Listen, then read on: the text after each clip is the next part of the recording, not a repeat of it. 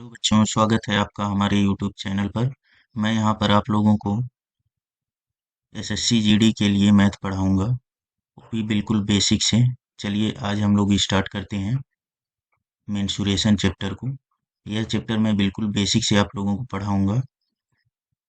यह यहाँ पर आप लोग अगर पढ़ लेंगे तो फिर किसी भी एग्ज़ाम में कोई प्रॉब्लम नहीं होगी इस चैप्टर में। चलिए स्टार्ट करते हैं मेंसुरेशन को। पहले हम लोग जानेंगे कि जो हमारे आकृति होते हैं या चित्र होते हैं या फिगर होते हैं, वह किन किन शेपों में हो सकते हैं। सबसे पहले हम लोग वन डी फिगर की बात करेंगे। वन डी मतलब एक डायमेंशन के बारे में, जिसमें केवल एक ही माप होगा। या तो उसमें लंबाई होगी या तो उसमें ऊंचाई होगी। जैसे इसका एग्जांपल लेते हैं हम लोग, कोई एक रेखा, अगर कोई एक रेखा ऐसे करके खींच दें तो इसमें केवल लंबाई बस आएगी, कोई इसका ऊंचाई या मोटाई नहीं होगा। ऐसे ही अगर ऐसे करके रेखा खींच दें तो यहाँ पे केवल ऊंचाई बस आएगी, इसमें लंबाई नहीं आएगा। ऐसे ही अगर कोई बहुत पतला वायर ले लेते हैं तो उसमें भी केवल या तो लंबाई ही आएगी, और अगर ऐसे करके खड़ा कर देते हैं तो उसमें केवल ऊंचाई ही आएगी। ऐसे ही सर का अगर बाल भी ले लेते हैं तो अभी उसका भी केवल हम लोग लंबाई नाप सकते हैं।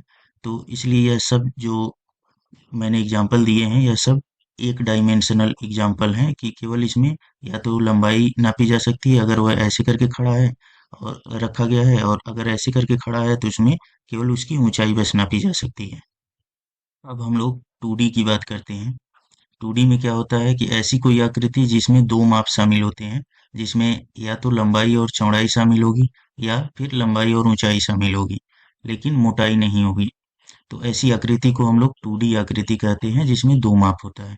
ऐसी आकृतियों का हम लोग केवल परिमाप और क्षेत्रफल निकाल सकते हैं। याद रखिएगा आप लोग कि ऐसी आकृतियों का हम लोग केवल परिमाप और क्षेत्रफल निकाल सकते हैं। ऐसी आकृतियों के अंतर्गत आता है हमारा वृत्त, वर्ग, आयत, सभी प्रकार के चतुर्भुज और सभी प्रकार के त्रिभुज। ये सब जो है 2D आकृति के अंतर्गत आती हैं, और ऐसी आकृतियों का हम लोग केवल परिमाप और क्षेत्रफल निकाल सकते हैं। पृष्ठ, वक्र पृष्ठ, आयतन, यह सब नहीं इनका निकाला जा सकता। क्यों नहीं निकाला जा सकता है?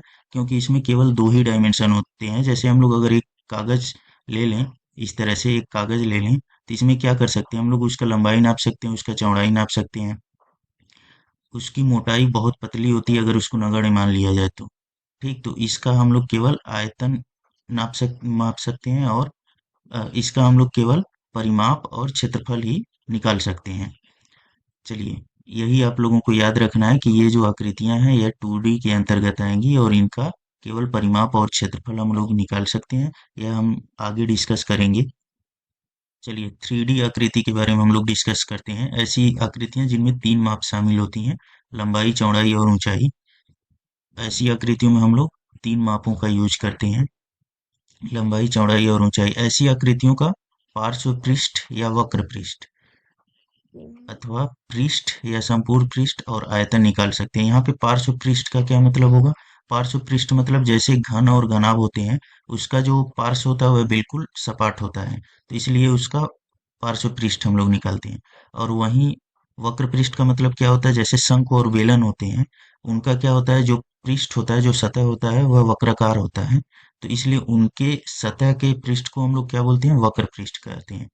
अब उसके बाद से अगर कहीं पृष्ठ दिया है या संपूर्ण पृष्ठ दिया है तो इसको एक ही समझेंगे। अगर कहीं पृष्ठ बस पूछा है तो इसको समझेंगे हम लोग कि वह संपूर्ण पृष्ठ दिया हुआ है, या संपूर्ण पृष्ठ वहां पूछा हुआ है। तो संपूर्ण पृष्ठ में क्या शामिल हो जाएगा? वहां पे पार्श्व पृष्ठ या वक्र पृष्ठ शामिल हो जाएगा, और उसका अगर नीचे का सतह है तो वह शामिल होगा, और ऊपर का सतह है तो वह शामिल हो जाएगा। आयतन क्या होता है? आयतन होता है कि कोई भी शेप होगा या कोई भी आकृति होगी, उसके अंदर का जो भाग होगा, अंदर उसके कितना जगह होगा, उसी को हम लोग आयतन कहते हैं। तो यह आयतन जो है 3D में ही हो सकता है, 2D में नहीं हो सकता। 2D में उसके अंदर स्पेस नहीं मिलेगा हमें। अब 3D शेप में क्या क्या आता है हमारा? 3D शेप में आता है गोला है, घन है, घनाभ है, शंकु है, बेलन, प्रिज्म, पिरामिड। इन सब का हम लोग क्या करते हैं? इन सब का हम लोग पार्श्व पृष्ठ या वक्र पृष्ठ निकालते हैं, पृष्ठ या संपूर्ण पृष्ठ निकाल सकते हैं, और आयतन निकाल सकते हैं। याद रखिएगा आप लोग कि ये 3D शेप हैं, इनका यह चीजें निकाली जा सकती हैं। इसमें हम लोग क्षेत्रफल की बात नहीं करेंगे, इसमें हम लोग परिमाप की बात भी नहीं करेंगे। इसमें हम लोग पार्श्व पृष्ठ या वक्र पृष्ठ, पृष्ठ या संपूर्ण पृष्ठ या आयतन की बात करेंगे।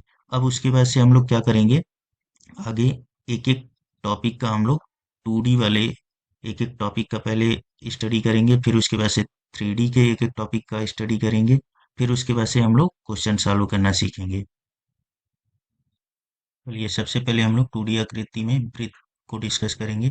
वृत्त क्या होता है? वृत्त एक तरह से डिस्क की तरह से होता है, गोल सा, या फिर कागज को हम लोग क्या करें, गोल सा काट लें तो वह एक वृत्त की तरह होगा, उसमें मोटाई बिल्कुल नहीं होगी।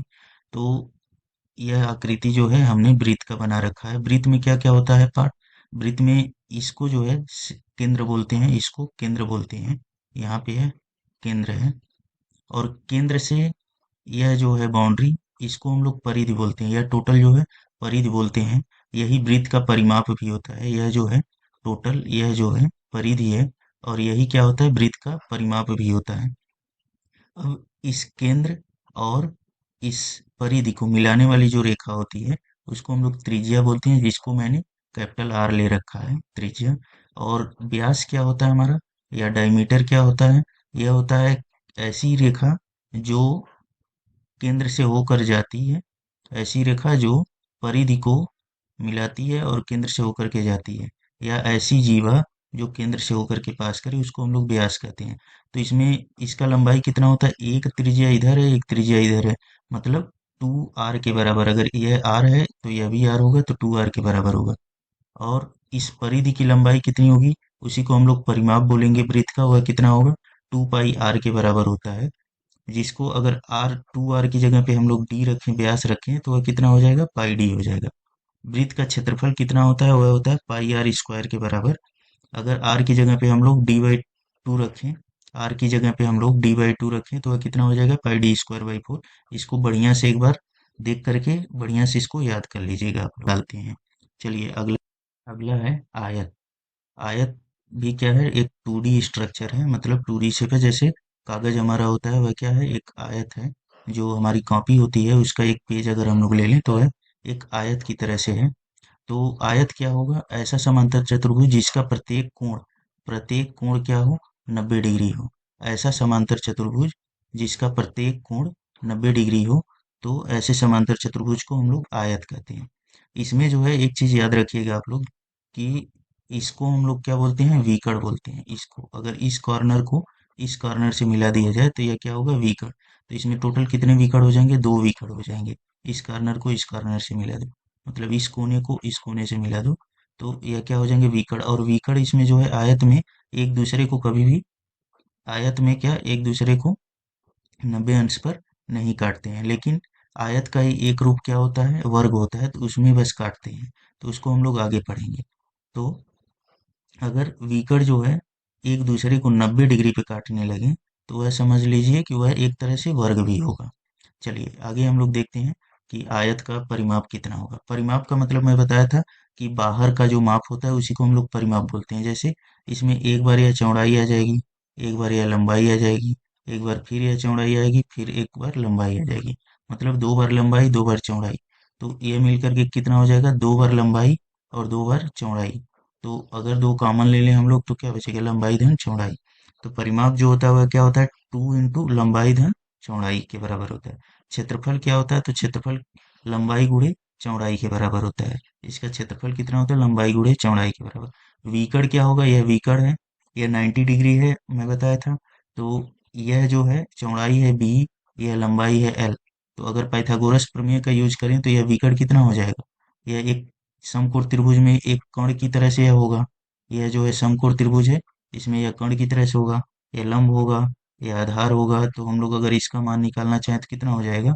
Under root L² plus B² के बराबर हो जाएगा। इसको आप लोग याद रखिएगा। अगला है वर्ग। वर्ग क्या होता है? तो ऐसा समांतर चतुर्भुज, याद रखेंगे आप लोग, ऐसा समांतर चतुर्भुज जिसकी सभी भुजाएं बराबर हों और प्रत्येक कोण 90 डिग्री हो। ऐसा समांतर चतुर्भुज जिसकी सभी भुजाएं बराबर हों और प्रत्येक कोण 90 डिग्री हो, तो वह चतुर्भुज जो है क्या बोला जाएगा? एक वर्ग बोला जाएगा। याद रखेंगे आप लोग, ऐसा समांतर चतुर्भुज जिसकी प्रत्येक भुजाएं बराबर हों और प्रत्येक कोण 90 डिग्री हो, तो ऐसा समांतर चतुर्भुज एक वर्ग बोला जाएगा। और वर्ग में क्या होगा, प्रत्येक भुजाएं बराबर है, तो अगर एक भुजा हमने ए ले लिया तो इसका मतलब यह भी ए होगा, यह भी ए होगा, यह भी ए होगा। हमने मान लिया भुजा की लंबाई ए है, तो सभी भुजाएं ए हो जाएंगी। तो परिमाप क्या हो जाएगा, परिमाप में बताया था, बाहर का माप, मतलब एक यह ए, एक यह ए, एक यह ए, एक यह ए, या टोटल का क्या करेंगे हम लोग, लंबाई नाप लेंगे। कितना हो जाएगा, 1 2 3 4, परिमाप 4a हो जाएगा। अगर इसका क्षेत्रफल हम लोग निकालें तो जैसे आयत का क्षेत्रफल होता है लंबाई गुणे चौड़ाई, तो ऐसे ही इसका भी क्षेत्रफल, लंबाई कितना ए है और चौड़ाई कितना है, ए है, तो यहाँ से कितना हो जाएगा, ए स्क्वायर। तो क्षेत्रफल इसका ए स्क्वायर हो गया। अब यह क्या है, यह एक विकर्ण है, एक विकर्ण यह हम ले रहे हैं। विकर्ण का जो लंबाई होगा वह कितना होगा, तो विकर्ण का लंबाई के लिए क्या, प्रत्येक कोण 90 डिग्री होगा, तो यह 90 डिग्री होगा।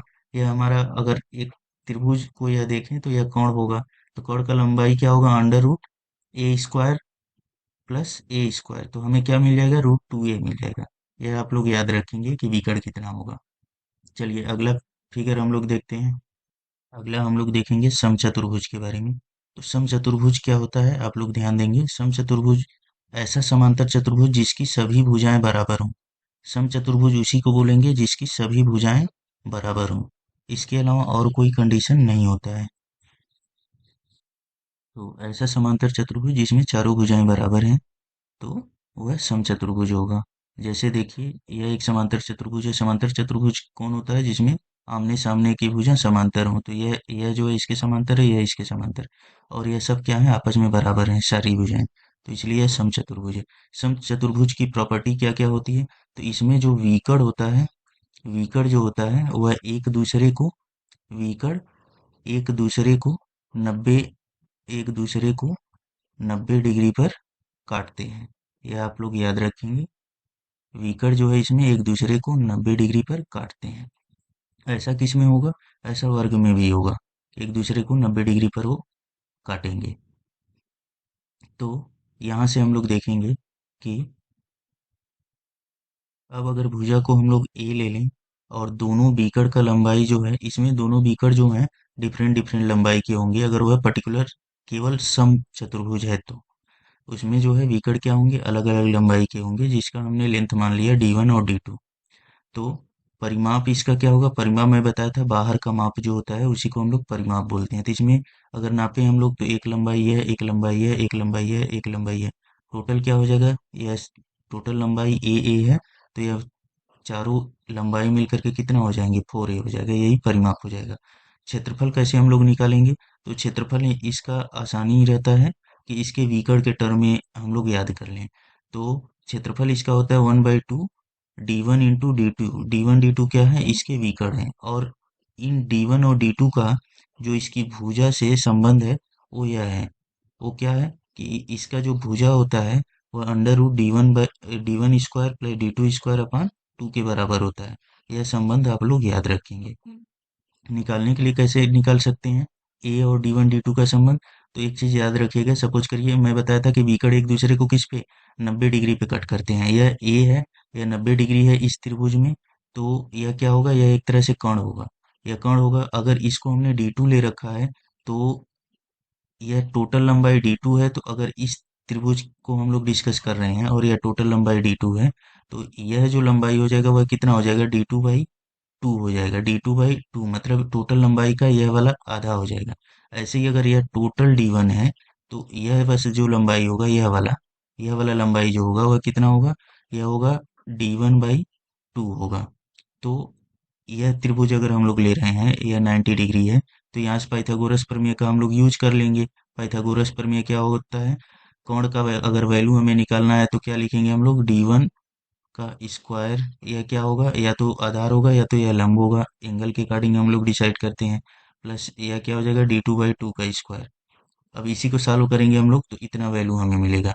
चलिए अगला फिगर हम लोग देखते हैं। चलिए अगला फिगर है समलंब चतुर्भुज। समलंब चतुर्भुज क्या होता है, ऐसा चतुर्भुज जिसमें दो भुजाएं समांतर हों। तो उनको क्या बोलते हैं हम लोग, समलंब चतुर्भुज बोलते हैं। ऐसे चतुर्भुज का केवल क्षेत्रफल एग्जामों में पूछा जाता है। तो ऐसे चतुर्भुज का अगर क्षेत्रफल हमें याद करना हो तो कैसे याद करेंगे, तो 1/2 समांतर भुजाओं का योग, मतलब यह और यह अगर समांतर है तो इन दोनों भुजाओं का योग कर देंगे, जितनी भी लंबाइयां होंगी उनका योग कर देंगे, गुणे उनके बीच की दूरी से गुणा कर देंगे। क्या मैंने बताया कि समलंब चतुर्भुज का जो क्षेत्रफल होता है 1/2 समांतर भुजाओं का योग गुणे उनके बीच की दूरी, उसी को हमने ऐसे करके लिखा हुआ है। चलिए अगला हम लोग फिगर देखते हैं। अगला है त्रिभुज। अलग अलग त्रिभुजों के बारे में हम लोग स्टडी करेंगे। त्रिभुज का भी हम लोग परिमाप निकाल सकते हैं और क्षेत्रफल निकाल सकते हैं।